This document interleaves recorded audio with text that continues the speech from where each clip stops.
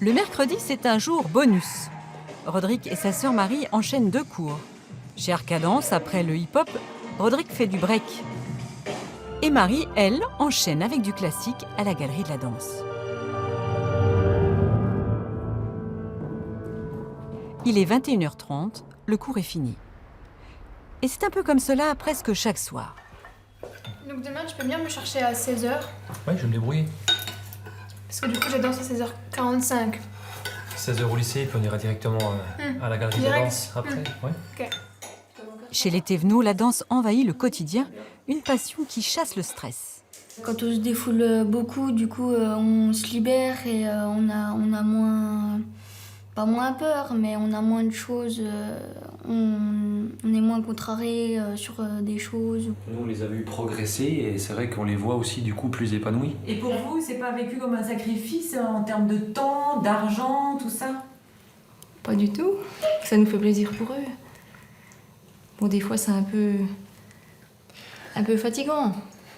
Il y a évidemment quelques contraintes, mais pour nous, elles sont minimes, vu ce que ça apporte comme équilibre de vie, de bonheur, de sourire. En fait, quand on les voit s'épanouir, on est du coup très content aussi. Et toutes ces heures de travail trouvent leur accomplissement une fois sur scène. C'était fin janvier à Besançon pour un gala caritatif.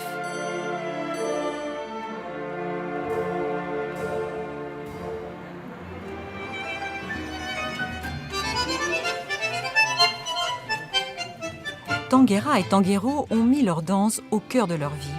Cette milonga du jeudi soir à Besançon, c'est une quête exigeante et indispensable.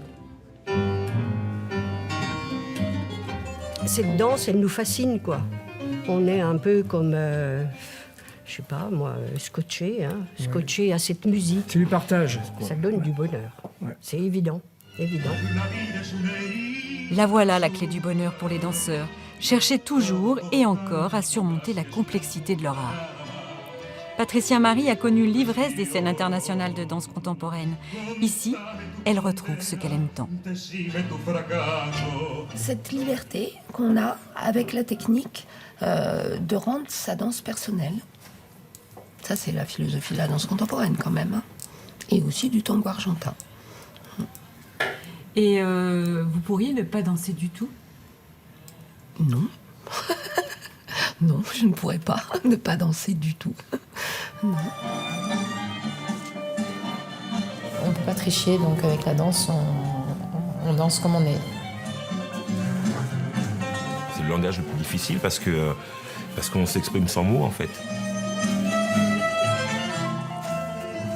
La danse, oui, c'est vraiment quelque chose où il faut s'accrocher. Faut pas renoncer, sinon c'est pas la peine, quoi. Moi, je pense que c'est la clé pour aller à la rencontre de soi.